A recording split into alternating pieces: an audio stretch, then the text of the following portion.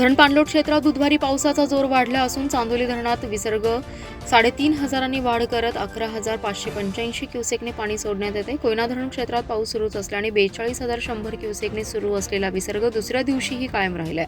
दोन्ही धरणातून विसर्ग सुरू असल्याने कृष्णा नदीच्या पाणी पातळीत 1 फुटाने वाढ झाली आहे। दरम्यान आणखीन वाढणार असल्याचं पाटबंधारे विभागाच्या वतीने सांगण्यात आलंय। दरम्यान जिल्ह्यात दिवसभर काही ठिकाणी पावसाने हजेरी लावली। जिल्ह्यात निर्माण झालेल्या पूरस्थितीचा धोका काहीसा कमी झाल्यानंतर धरण क्षेत्रात पुन्हा जोरदार पाऊस होतोय। चांदोली धरण क्षेत्रात 73 मिलीमीटर पाऊस झाला असून धरणातील पाणी साठा 29.60 टीएमसी झालाय। त्यामुळे धरणातून 3,500 विसर्ग वाढवण्यात आलाय।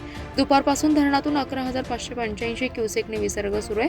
कोयना धरण क्षेत्रात 92 मिलीमीटर पाऊस झाला असून धरणात 85.97 टीएमसी पाणी साठा झालाय।